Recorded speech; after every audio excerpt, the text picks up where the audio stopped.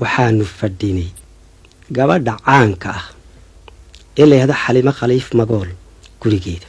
runtii bulshaanu ahayn waanu badnayn ayaa Xaliimo Khaliif waxay gashay maqsinkeedii hurdada.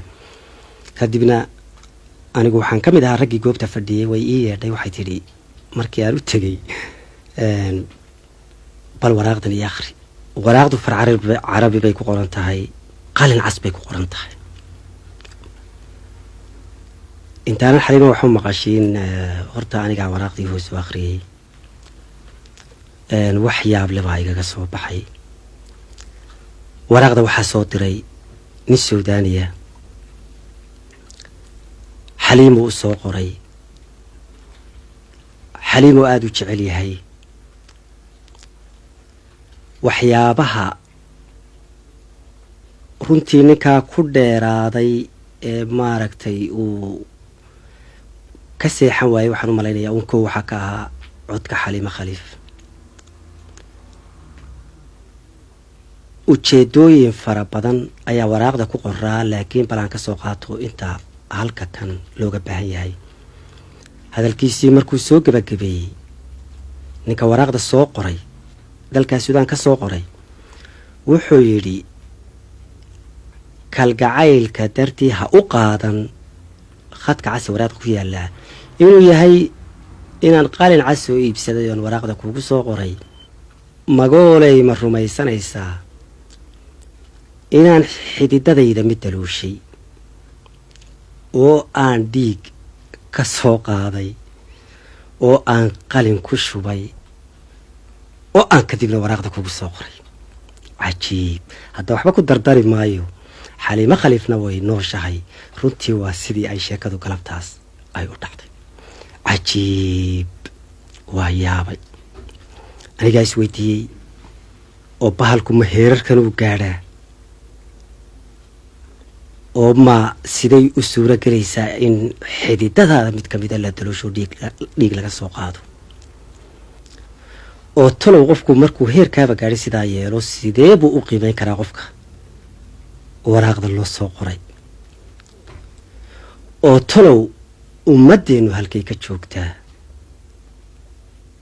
bal bahalka dhinacyadiisa kala duwan in la barto ama daacad laga noqdo ama la cadeeyo oo la muujiyo inay dhabkaa tahay. yani maxaa lagu rumaysan karaa qof marka uu yidhaahdo qof waan ku jeclahay muxuu qofka kale ku rumaysan karaa inuu jecel yahay? maxaa caddayn kara weeyaan su-aashu.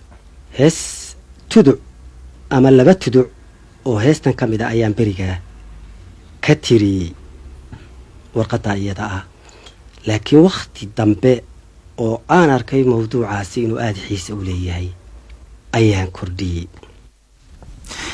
hadraawi taasi waxay ahayd sidii ay kuugu dhalatay heestan la yaabka leh.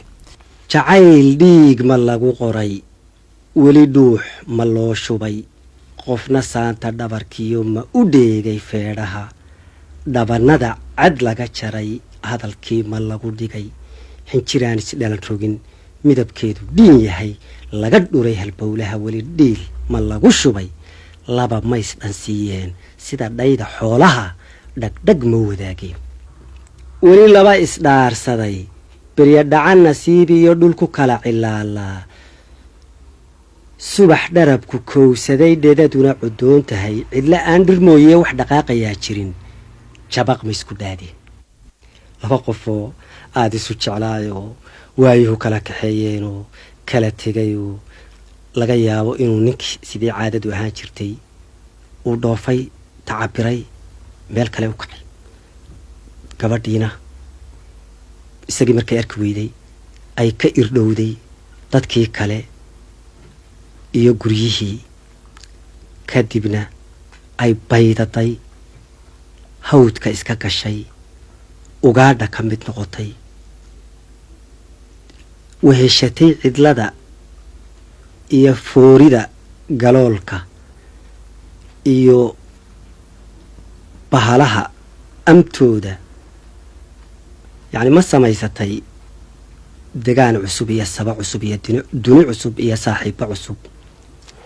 kadibna muddo dheer ka bacdi iyadoo gabadhii berigaa ay cid ugu dambaysay inankii ma soo noqdayoo halkii ugu dambaysay ma yimiyo ma ka waayay gabadhiyo ma waraystay cid ma weydiiyo ma lagu yidhi maalintii aad dhaqaaqday baa noogu dambaysayo tilmaan ma weydiiyey dhinaca ay u dhaqaaqday markii ugu dambaysayo jihadii ma loo tilmaamayo halkaa isaguna baadidoon ma ka galay dhul hawda oo cidla ah muddo midba dhinac ma kaga jiray kadibna maalin maalmaha ka mid ah goor subax oo xali roob da-ay oo dharabku biyuhu weli ay ku dul fadhiyaan ciidda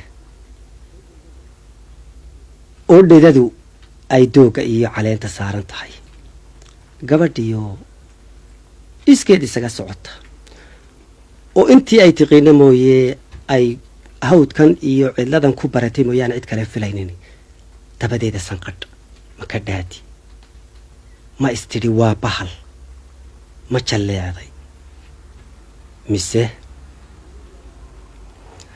weli laba isdhaarsaday beryo dhacan nasiib iyo dhulku kala cilaalaa subax dharabku kowsaday dhedaduna cudoon tahay cidla aan dhir mooye wax dhaqaaqayaa jirin jabaq ma isku dhaadeen kulankii dhabta ahaa riyo dhiifi keentii oo dhalanteed ma moodeen sida ay dhadhabayaan dhowr jeer ma silileen afdhabaan dhabjamashada ma ka dhoofay hadalkii bal dhawaaqna kay tahay dhihiddii ma waayeen ma ka dhabaqday xaajadu dib bay eegtay mise waa inankii ayaan darrada dhacday waxay ahayd in labadoodii midna hadal ka soo bixi waayey uu qofka kale kula hadlo ama ku bariidiyo ama ku salaamo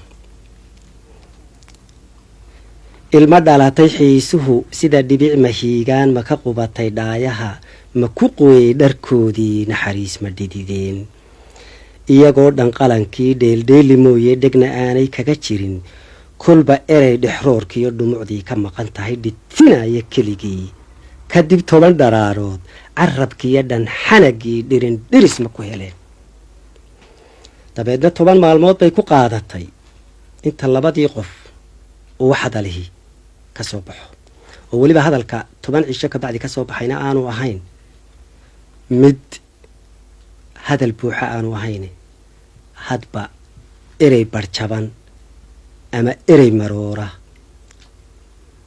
iyo erey aan isku xidhnayn markaa dirqi 10 cisho ka bacdi intii markay ku qaadatay inay hadlaan dabeetana erey marba erey aan sugnayn ma heleen waa isku salaaman wada hadlaan